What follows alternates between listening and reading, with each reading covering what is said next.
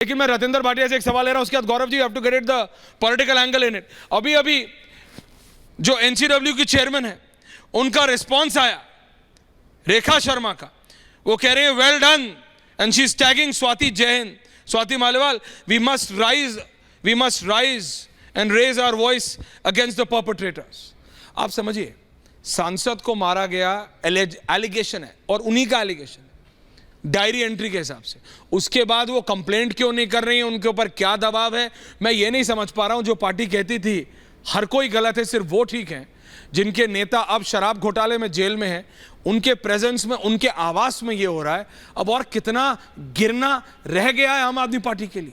भाटिया जी।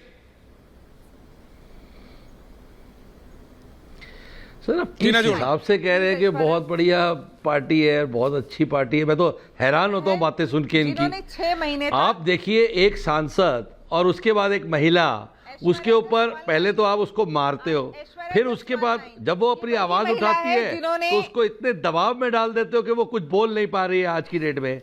आज मुझे ये बात बताइए, क्या ये गुंडागर्दी की पार्टी होगी? ये सब हमने कभी देखा था समाजवादी के टाइम पे, यूपी में हुआ करता था कि बड़े बड़े आतिक अहमद और इन सबको लेके इसी तरह होता था कि दफ्तर में बिठा के लोगों को मारा जाता था, एमएलए पिटते थे, अफसर पिटते थे। यहाँ अंशु जी पहले पिटे, हमारे चीफ सेक्रेटरी को मारा जाता है, कभी इनके एमएलए को मारा जाता है, कभी किसी की पत्नी को मारा जाता है। ये तो गुंडागर्दी की पार्टी है। आज जब आपके रिपोर्टर अभी आप दिखा रहे थे, उससे बात करने के लिए जा रहा है तो गुंडागर्दी की तरह आप रिपोर्टर पे पढ़ रहे हैं।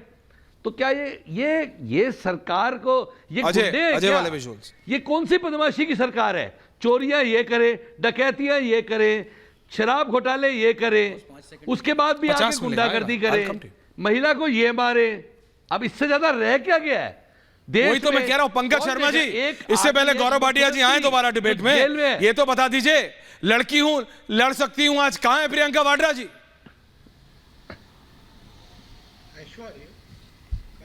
पहला सवाल मुझसे पूछा था 40वें मिनट में, आज आप पहला सवाल मुझसे पूछ रहे हैं 39वें मिनट। धन्यवाद आपका।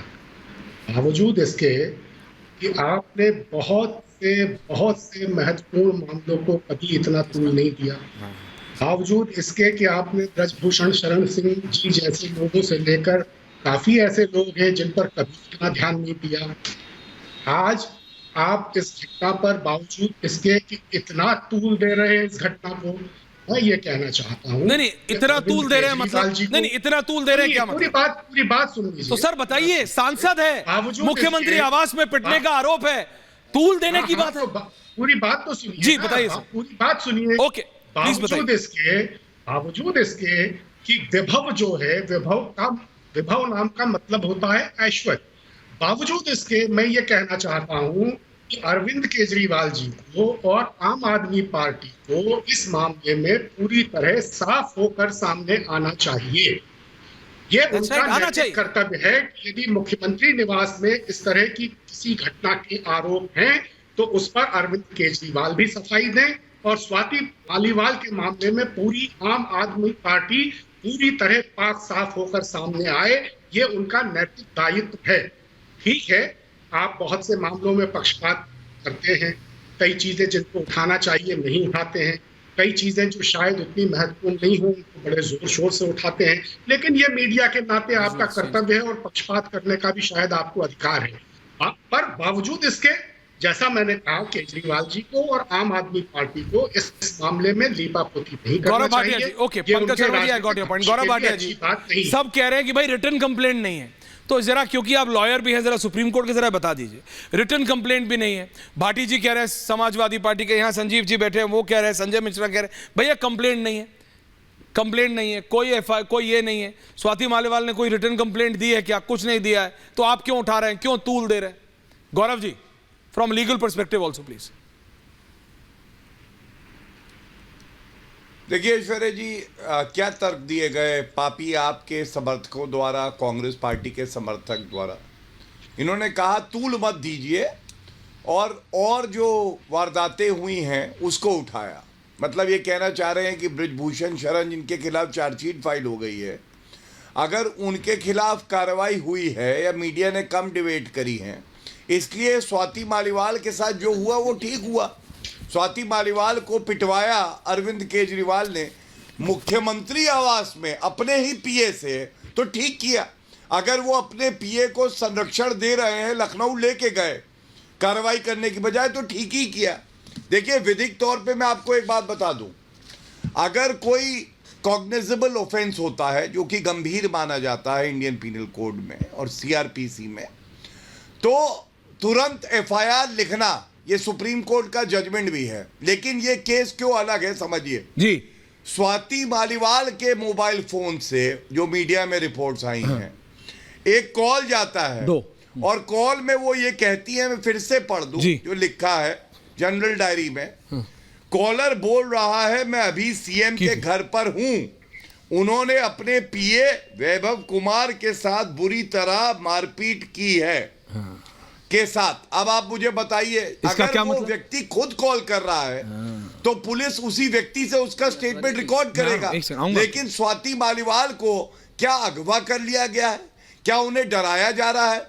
क्या उन्हें धमकाया जा रहा है? लेकिन नेशनल कमीशन फॉर वुमेन ने आज उनको नोटिस दिया था और जो अभी जानकारी आ रही है, एक स्टेटमेंट स्वाति मालीवाल का रिकॉर्ड हुआ है।